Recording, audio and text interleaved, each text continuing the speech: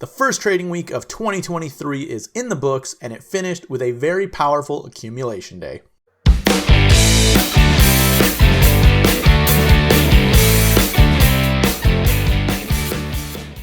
What's up, guys? It's Brandon with Amphibian Trading. The week finished off with a bang. We got a lot of charts to look at. We're going to go over the indexes as well as the dollar, interest rates, the VIX. We're going to look at what stocks are buyable going into next week. But first, make sure you hit that like and subscribe button so you don't miss any future updates. Earlier this week, I put out a video. It's the first of 4 videos in a series going over step-by-step how to create a trading plan and walking you through that. So if you don't have a trading plan or your current trading plan needs to be revisited or revised, go ahead, check that out. And now, without any further ado, let's get into the indexes. So both the NASDAQ and the S&P staged big follow-through like days on Friday and turned the market signal for the market stoplight indicator to green. If you want to learn more about that indicator, there's a link in the description for that. And for those of you that don't know what a follow-through day is, it's simply a gain of 1.25% or more on an increase in volume from the previous day. Here I have the chart of the S&P 500 pulled up. Since that remains the stronger of the two indexes, you can see we had a 2.25% gain on volume well above Thursday's level. To make it better, the index closed right near the highs and the S&P 500 got back above its 21 exponential moving average and back above the anchored VWAP from the October lows, showing that buyers are back in control now from that point. If you've been following along with me, you know the past few weeks I've been noting the 50% Fibonacci retracement level from the low in October to the high in December as an area on the chart that I would be watching closely for buyers to step in. You can see that level held pretty consistently and only closed below it one time, but it bounced right back the next day. So during that time, the S&P also formed this little consolidation here, and it was due to break one way or the other.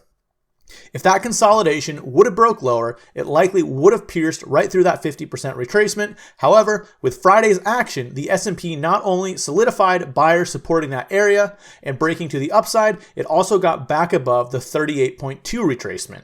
So overall, the action on the S&P is shaping up very nicely for at least a tradable rally. There's still the 50-day and the 200-day moving averages overhead that could act as resistance, but we'll cross those bridges when we get there. I want to jump over now to the dollar, interest rates, and the VIX. Starting with the dollar has come down just about 10% from its highs, and it is in a clear downtrend. On Thursday, we saw the 50-day average cross below the 200-day moving average, which is a great sign for the bulls looking for continued weakness here. After initially moving higher on Friday, on the unemployment data, the dollar sold off hard and closed at the lows with a bearish engulfing bar. If we go ahead now and switch over to interest rates, looking at the 2-year, it's been consolidating, and Friday saw a bad break slicing right through all of its moving averages and closing right near the lows. If we switch over to the 10-year, the 50-day moving average has started to roll over, and there was a big rejection there on Friday. And lastly, before we start looking at what stocks are setting up, let's take a look at the VIX. Similar to interest rates, this has also had a clear rejection at the downward sloping 50-day line, which is acting as clear resistance. You can see it got rejected here, here, and here as well.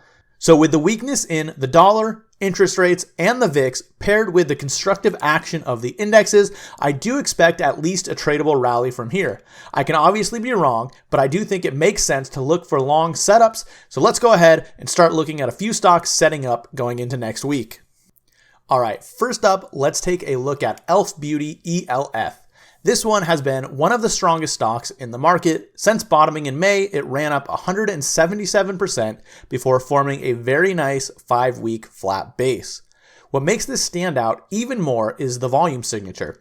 Look at how many above average blue up weeks there are as this moved higher. That's a clear sign of accumulation. The relative strength line is also at new highs. If we flip over to the daily chart, here's that same flat base, and it actually broke out on Friday with a very nice volume. So at this point, I'll be watching this to pull back and test that 21 exponential moving average and look to start a position there. Next up is InMode INMD. There's a lot to like about this one. It bottomed in May and then ran up just under 90% before forming a base, and now it's formed another base for a base on base pattern. If you look at the relative strength line, it's not quite at the highs from 2021, but it is trending in the right direction, pointing towards 1 o'clock. The volume signature is also very nice on this one. You can see lots of blue skyscrapers, and the volume has dried up significantly as the latest consolidation has formed. If you look at this on the daily chart, you can see the same basing structure with a standard pivot of $40.29. However, I'd like to see this put in a few more days of sideways action right below that pivot just to avoid running up too fast. Let's go ahead now and move on to Medpace Holdings, MEDP.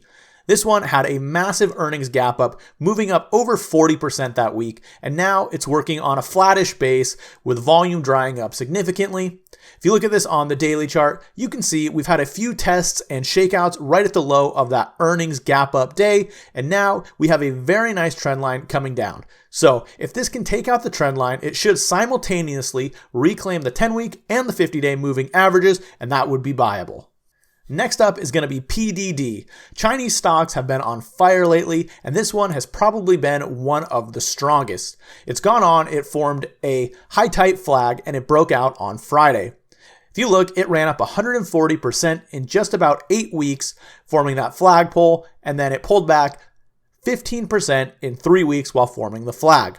The relative strength line is at new highs, and the volume on this one sticks out like a sore thumb as well. You have massive blue skyscrapers, and then this massive upside reversal bar showing clear accumulation. Also, look at how the volume dried up while this flag has formed during those 3 weeks. If you look at this on the daily chart, you have your high tight flag here, and again, look at the volume. There are no above average down days since that upside reversal. So this one already broke out. So just like with ELF, I'll be watching this to pull back towards that 21 exponential moving average to initiate a position.